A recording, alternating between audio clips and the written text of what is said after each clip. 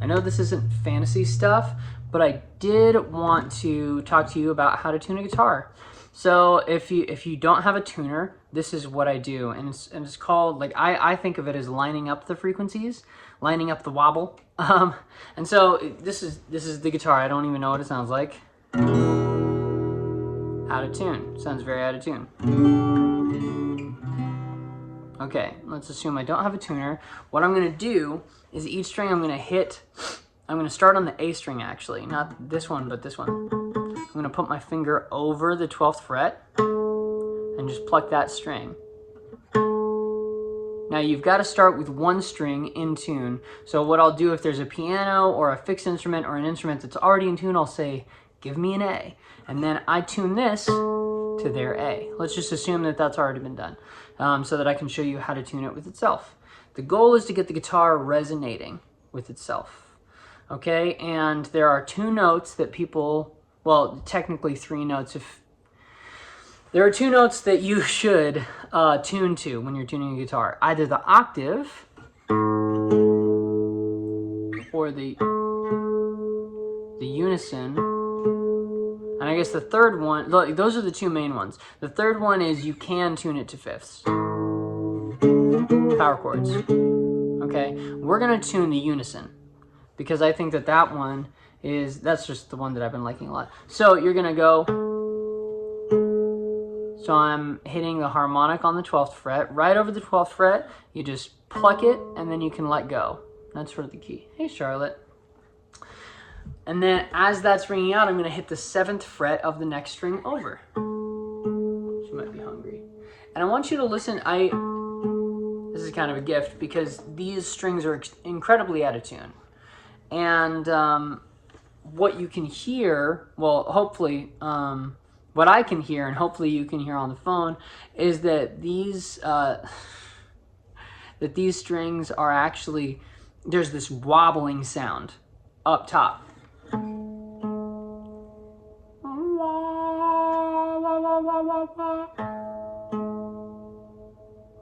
And as I get it more and more in tune, the wobbling sound is going to slow and slow and slow and then disappear.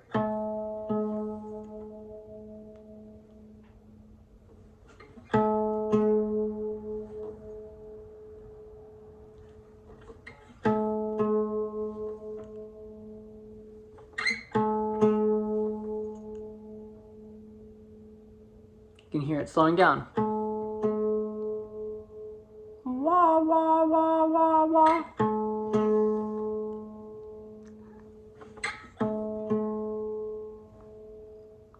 Wah.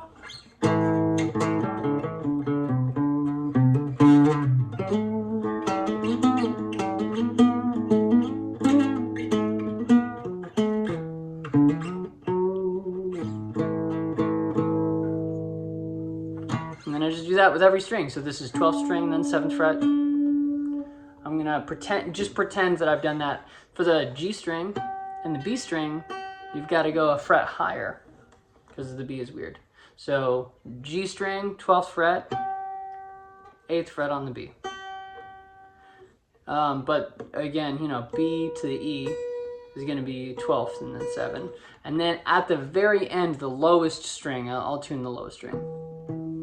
Those are not in tune, but that is the short version of what I would do. I'm gonna tune A to D.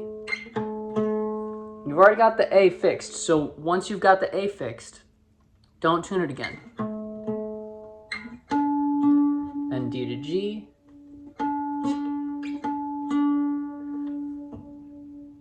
It's hard to do with the cat in your lap. Charlotte's loving it though. Isn't that right? She's so cute.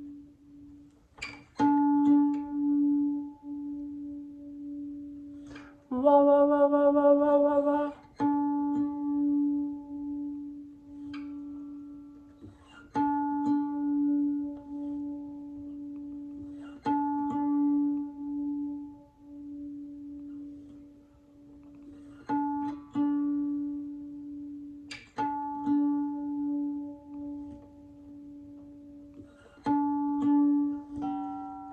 So I went too far, so I'm going back under.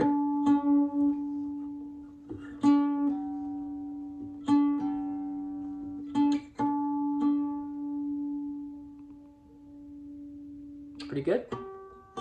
8th fret because it's the B string.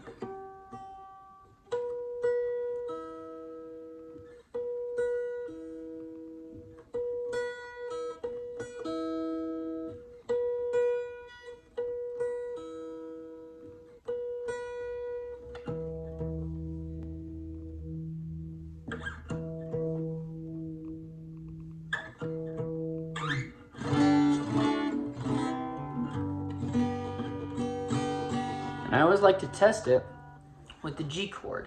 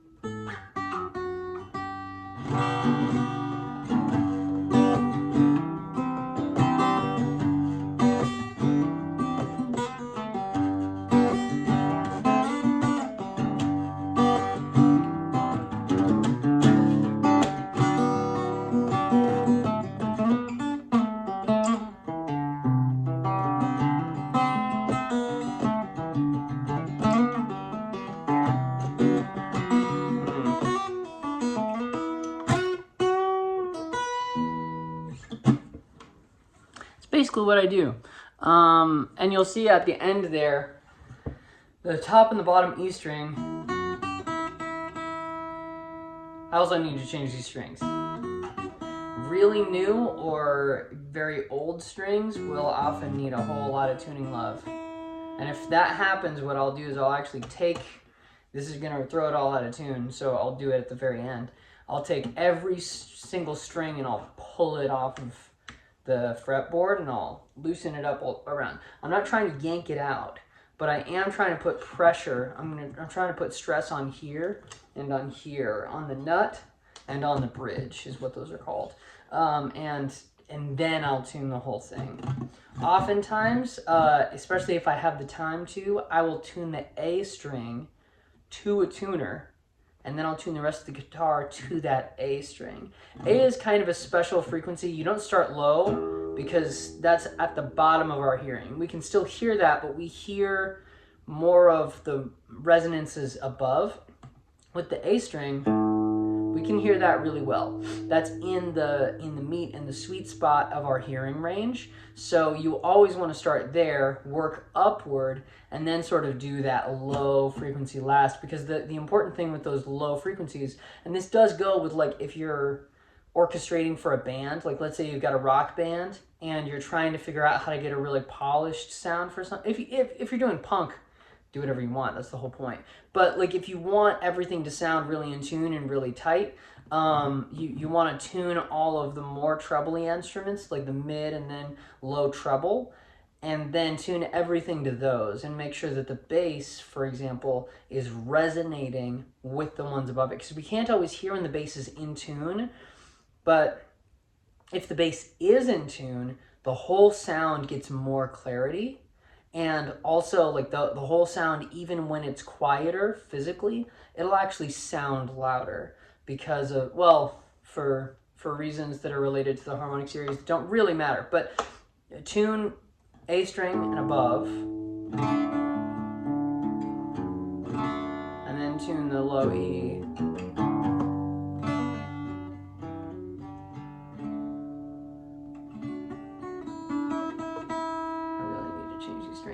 Okay, I'm just going to show you exactly how extreme it is and exactly how not to ruin your guitar when you're stretching your strings, okay?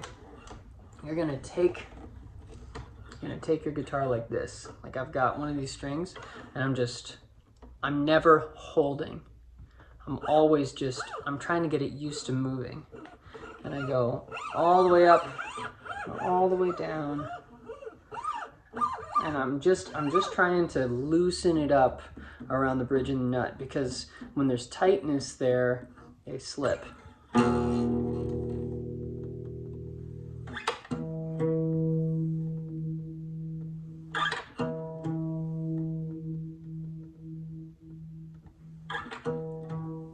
You also always want to go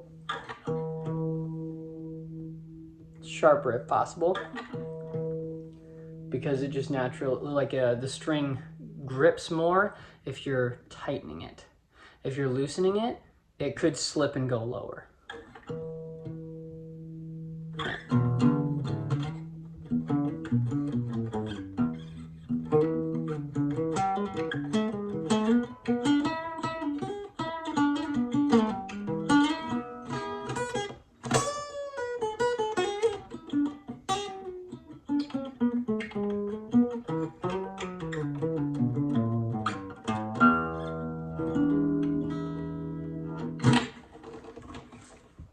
I hope that helped. I'm gonna hang out with my cat now.